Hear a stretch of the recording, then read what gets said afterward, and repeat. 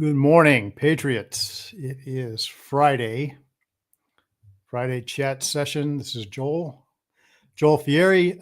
Ben is not here. Apparently, he's got a family wedding that apparently is going to be a pretty huge blowout. So all day affair, he said. So he's out this week. He will be back next week. So for all that important young female demographic, Ben will be back next week. But now you're stuck with me. Let me see if anybody's here. Go to the comments. And nobody's here quite yet. I suspect Michael is, once again, keeping them late, going on and on and on.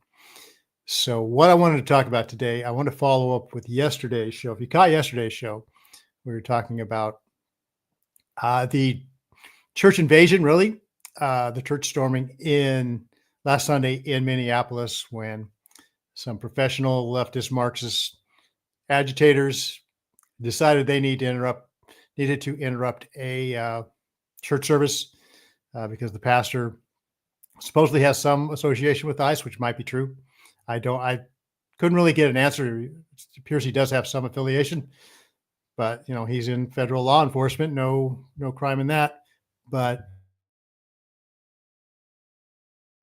excuse me. We talked about how that is probably one of the first plays in the Marxist playbook, is to attack faith, attack religion of any kind, because the main tenet of Marxism has to be there is no God. Because if there's a God that we are created by, endowed with, and responsible to, that God has ultimate authority over us. And in the Marxist mind, there is no authority but the state. And because I played an interview from a lady who lived through Maoist China, Chinese communism. And she talked about, most people think that communism is an atheistic faith, but she goes, it's not atheistic. It's a religion in itself. Mao is our God. We had our Bible, the little red book. We did our confessions that we aren't living up to Mao's ideal and we have to do better. And by the way, you have to do better, which is a big part of communism, is not just responsibility for your own salvation or whatever it is, or your own righteous standing before Mao or whoever it is, but you have, one of the main tenets, mainstays of communism is people turning in other people and turning citizen against citizen for the greater good. Obviously, it's all for the greater good. So if you didn't catch that, get on the website maybe and catch that. Morning, Lucas. So what I want to talk about today is follow up on that, meaning the one part of the Marxist playbook is to attack religion. Yes. Religion is the opium of the masses. Yes, that's the famous Marxist line, straight from Marx himself. And good to see you, Happy Bergie. Haven't, like I said, you show up once in a while. You used to be with William and me all the time. Good to see you. So what I want to do is follow up a little bit with that. It's kind of on the same vein, but not necessarily the playbook, but the underlying game plan. Attacking churches is part of the playbook, but the game plan is more what I want to talk about today. And what I wanted to do is play a clip that is so good, and it was from a show that was so good. If you want to really see a good representation on media dramatization about communism, is Chernobyl. It's the HBO miniseries Chernobyl. And I'll just go ahead and play the clip and we'll go from there. No one in the room that night knew the shutdown button could act as a detonator. They didn't know it because it was kept from them. Comrade Legasov, you're contradicting your own testimony in Vienna. The testimony in Vienna was a lie. I lied to the world. Not the only one who kept the secrets. There are many. We were following orders from the KGB, from the Central Committee, and right now there are 16 reactors in the Soviet Union with the same fatal flaw. 3 of them are still running, less than 20 kilometers away at Chernobyl. Professor Legasov, if you mean to suggest the Soviet state is somehow responsible for what happened, then I must warn you, you are treading on dangerous ground. I've already trod on dangerous ground. We're on dangerous ground right now because of our secrets and our lies. They're practically what define us. When the truth offends, we lie and lie until we can no longer remember it is even there, but it is still there. Every lie we tell incurs a debt to the truth. Sooner or later, that debt is paid.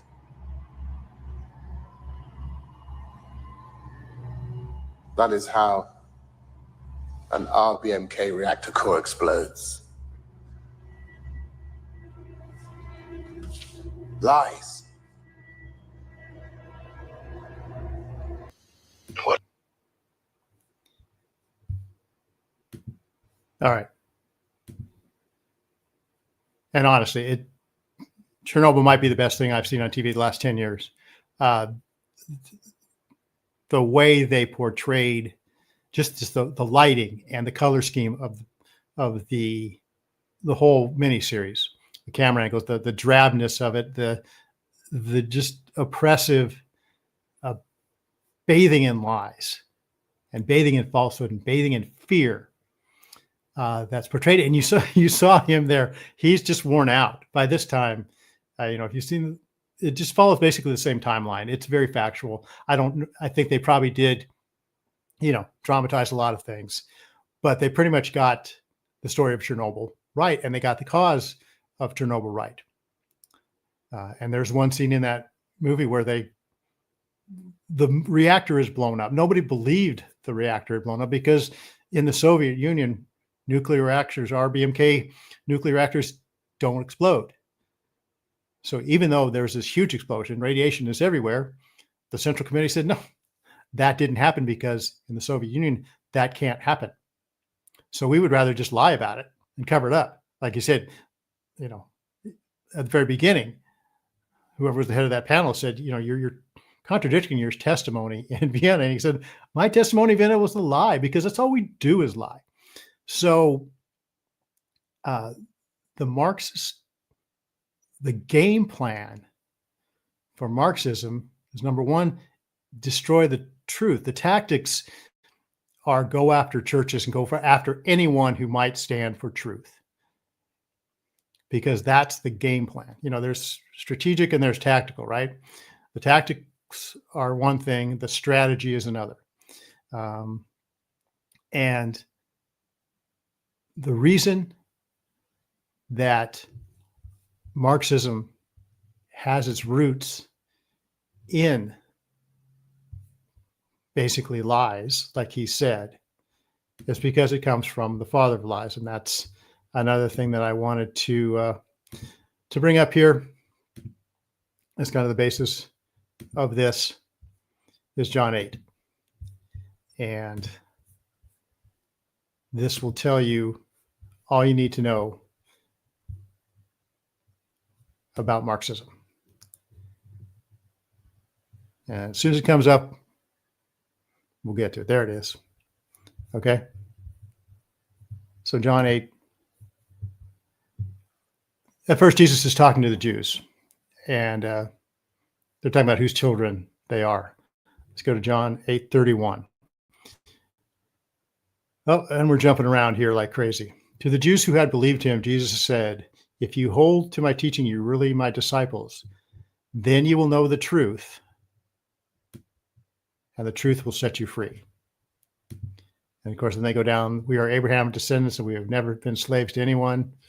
How can you say that we will be set free? Okay. And then he talks about being slaves to sin. And then down here in verse 44, he tells them really what they are. Verse 44 says, you belong to your father, the devil, and you want to carry out your father's desires. He was a murderer from the beginning, not holding to the truth. Okay, I'll say that again. He was a murderer from the beginning, not holding to the truth, for there is no truth in him. When he lies, he speaks his native language, for he is a liar and the father of lies. Okay. And that's jumping around, so I'm going to get out of that. I'm not sure why it does that. Good old internet. So when you see that scene from Chernobyl, and he's talking about all we do is lie. It defines us. That's one of the things. Is lies define us. We can't tell the truth, even when the truth's staring at us in the face, even when it's belching radiation at us and killing us, cooking us alive, whatever it does, right? Even though we're on the precipice of poisoning the entire continent of Europe, we're going to still lie about it, because it's better to lie than to face the truth. Because when you face the truth, you have to acknowledge that there is a original giver of truth, original source of truth. And Jesus said, I am the way, the truth, and life. No one comes to the Father but through me. I am truth. Truth will set you free. But they're a slave to sin. They're a slave to lies. And the devil is a liar. And when he speaks lies, he speaks his native language. Well, that's the native language they were speaking in Chernobyl, all right. Right? So I'm going to clean things up here a little bit, because I think I'm getting a little sticky here. But I also wanted to go back. Yesterday, I showed a clip from that clip I showed you yesterday of the Chinese leader. It's from a guy called Dad Saves America, which is a great internet name. Every once in a while, I come across something and I'm like, why didn't I think of that? Why couldn't I be Dad Saves America, right? So, but he talks about something. He goes to an interview with Jordan Peterson, and I'm not sure who Jordan Peterson's talking to here, but this goes to Marx. This is where the game plan comes from. The game plan comes from Marx. Okay. And they talk about who Marx was and where Marx got his inspiration from and what he was all about. And I just want to play this. I mean, Marx's secret love was poetry, and it's deeply disturbing stuff. All right, a lot of it is about the devil. Thus heaven I forfeited, I know it full well. My heart, right, once true to God, is chosen for hell. That's his poetry from an early age. And by the way, he had a favorite line from Mephistopheles, which was, in fact, they said this was Marx's favorite quote. Everything that exists. Yes, that's the line. Perish. Exactly. That's exactly the line. Everything that exists must perish. Okay. So everything that exists must perish. And you heard Marx's poetry. Marx was raised a religious person, a Christian. And then he turned in his youth away from it. And earlier in that, they talk about how he got together with a professor. What verse was that again? That was it was John 8:44 was the one I went over before. The one about the devil seeking to destroy. And earlier in John 8, I think it was 32 maybe, was when Jesus talked about being the truth, and the truth will set you free. Excuse me. They talk about this professor that he became really good friends with, and how they would go to churches and sit in the church and laugh and sneer and be disruptive to the church service. He told one story about how Marx and this guy during an Easter Palm Sunday celebration, they got a couple donkeys and rode into the celebration on donkeys, mocking the whole idea of Jesus coming in on a donkey. So Marx was very anti-Christian and very pro the devil. He was a Satanist. And this is where his playbook, his game plan came from. This is where his philosophy is rooted in. It's rooted in Satanism, and he dabbled in Satanism himself. So this favorite quote of his from, I think, Faust, Mephistopheles, which I have not read, but it's a little highbrow for me, but I'll have to look into it. But his favorite quote is, everything that exists must be destroyed. And this is what, and this is the last thing I'll put up here is John 10. And let me get it up here. And talking about this whole idea of everything that exists must be destroyed, because that's what Satan does. And Marx is doing Satan's bidding, basically. He was a Satanist. His philosophy came from satanic influence. I think that poetry that he was read there, my soul once reserved from God is now frozen for hell. So Marx had no disillusions about where he was going.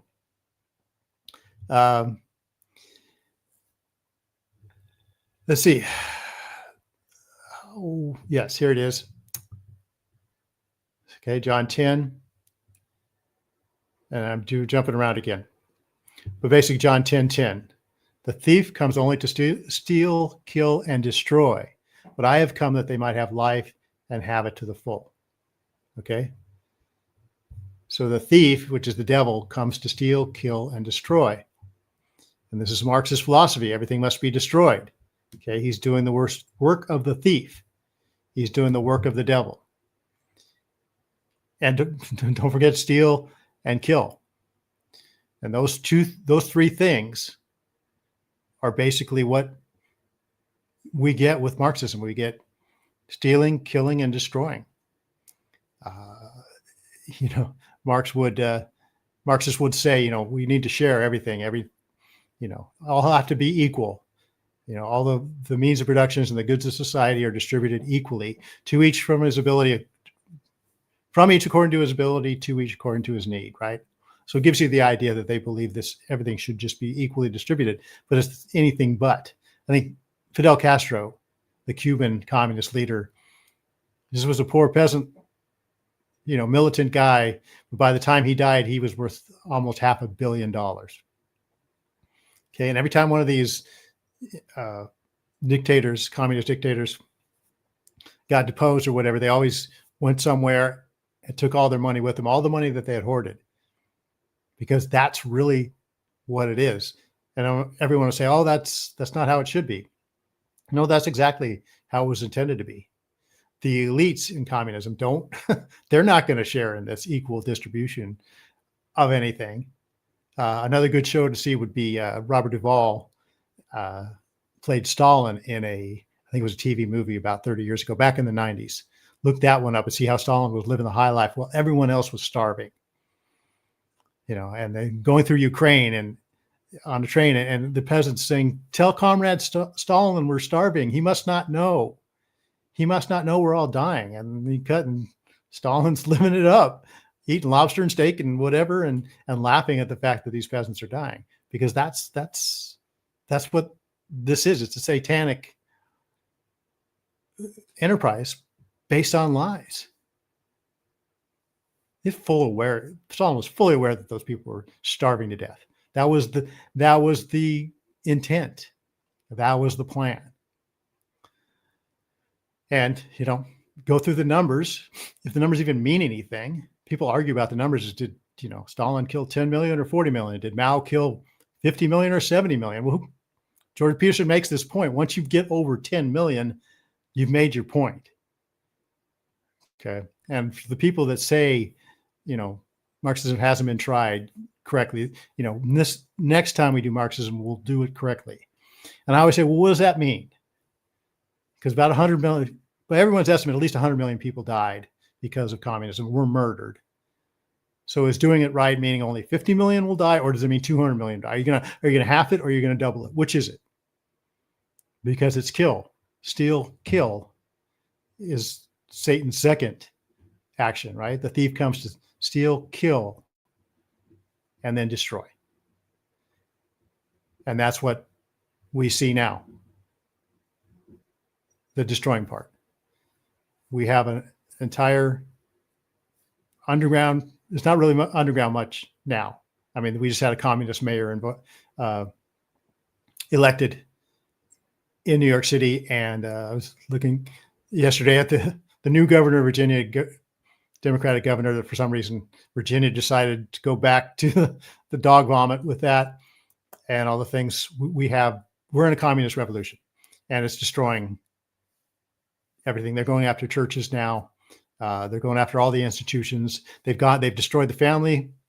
They're well along to destroying faith in this country. And basically the goal, Marx's favorite quote, everything must be destroyed. The idea is to level everything to the ground and build up your perfect communist society from the ashes. And they somehow think that they're the ones that will do this, and they'll have their utopia when all they will bring is death and suffering and misery and that drabness and that fear and that bathing in lies that you saw in the Chernobyl clip. And, I tell a story.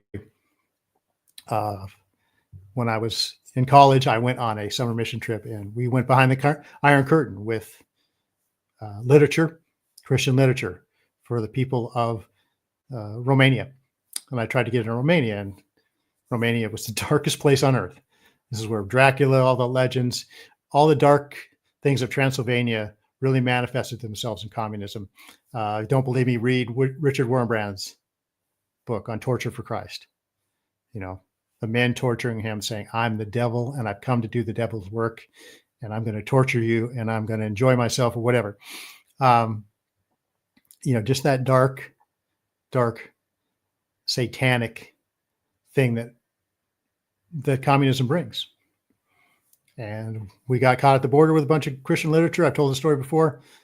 A young army soldier was put on us to guard us while the security forces that were on the side of the dictator went in and saw what we had. And, as soon as they did, the soldier turned to us and asked us for a Bible, because that was the story in Romania. The church had gone underground, and the church had started a revolution. It was just not then starting the revolution. It manifested itself about 7 years later. And eventually, but that was the divide. He had to wait until those security forces went into the office and was out of view and weren't watching us. And then he turned to us and said, "Can I have a Bible?" And that's the story of my life. It's the only reason I do this kind of thing. One of the very main reasons I do this kind of thing is because communism is such a lie. And sad to say that the church, so it's sad enough to say our society is buying it, even with all the attacks. But even with all the attacks on churches, our churches are starting to buy into it too. I don't know if it's Stockholm syndrome. I don't know what it is. But the more it seems that we are attacked by our culture for clinging to the truth, the more we compromise the truth and seek to placate our culture. And when that happens, you inevitably start believing the lies. This is Satan's original, like I said, it was original game plan. His original tactic was to lie to Eve and say, "Did God really say that? Did God really say that you would know good and evil? Then you'd be just like him. Isn't that a good thing?" Okay, that's the lie. And that's the lie the church is being sold now, especially our young people. And, I suppose what goes around comes around. There's nothing new under the sun.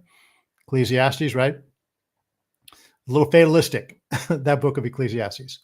So maybe we have to relearn this lesson again. Maybe that's, again, the whole lesson of the Old Testament is God's people having to learn the same old lessons again, being disobedient to God, believing the lies, and then suffering the consequences, repenting, God restoring them, and then going around the same old thing again. So maybe that has to happen. I hope not. In order to prevent that from happening, the church has to do, the main thing the church has to do, in my view, and again, I only speak for the evangelical church, I'm an evangelical, we have to embrace the truth again. There's this lie going through the church now, that truth, standing for truth, is somehow, we need to somehow step away from that. You tell people, I tell people this a lot, and I get a standard response. Oh, well, truth, we misuse truth. We grind, use truth to grind people down, and, it's too harsh, and we need to be a little more loving. I'm like, what truth are you talking about? And what does this mean? It's this total non sequitur, red herring, whatever you would want to call it, that is that's a lie in of itself. We misuse love much more than we misuse truth. Believe me, we do. And that's a whole nother thing that I could go on. But we need to speak the truth in love. Truth is our mission. Love is the modifier. Love is how we do it. Love is the reason we do it. But we have to get back to where we stand for truth, and we're not afraid of standing for truth, and we're not intimidated by people who don't want us to stand for the truth, even in our own churches. Okay, stand for truth. Jesus is the truth. Truth is what's going to set people free, not our love. Our love is non-redemptive. Our love is imperfect, fallible, corrupted. God's love is what we need to tell people about, and that's the truth. So, again, it's a pernicious thing. This is how Satan works. It worked in the 20th century. He held half the world captive under this lie, this communist lie. And the truth won out. The West, Judeo-Christian civilization proved that it's vastly superior to communism and socialism. And as soon as we won that victory and proved that, everyone looked around and said, you know what we need? More socialism, more communism. We need to get back to communism. That's a Milton Friedman line. If you don't know who Milton Friedman is, you need to look him up too. So let's see. Back to your comments here. I haven't gotten to them. Lucas, Marxism is a soft-launched communism, and it's not even subtle about it. Yeah, you're right about that. It used to be subtle. It's not anymore. So because they don't have to be subtle anymore. They've been subtle enough to where they've woven their way into the institutions of our society, and they've somehow convinced our young people that it's a legitimate way to go, and our older people are intimidated by that, or they want to get the approval of young people, but we're certainly not setting them straight, even if they would listen to us. So up here in the Northeast, Spiritism is growing and accepted. Okay. Spiritism is another counterfeit, right? And Marauder, 600. Amen. Thank you. Marauder, I don't believe I've seen you. So thanks for joining us. So to sum up, Satan is a liar. Okay. And Marx is probably maybe the biggest tool Satan has ever used to spread his lies and to steal, kill, and destroy, which is his mission. And maybe Eve was a bigger, more impactful tool of the devil, and Adam, deceiving her and deceiving Adam. But again, this is going to be the story of the next round of elections for sure, and going forward for the foreseeable future. Are we going to return to the dog vomit of communism that we so successfully destroyed in the 20th century? We're headed that way, and the church needs to acknowledge it. And the reason we're headed that way is we've abandoned truth, and of all the institutions, all the entities in the world, the church should stand against that. The church should stand for truth. So, Lucas, wishing everyone a great week. Much blessing to everybody. Amen to that. Have a good week. I will see you tomorrow. Not tomorrow. I will see you next week. I won't be here tomorrow.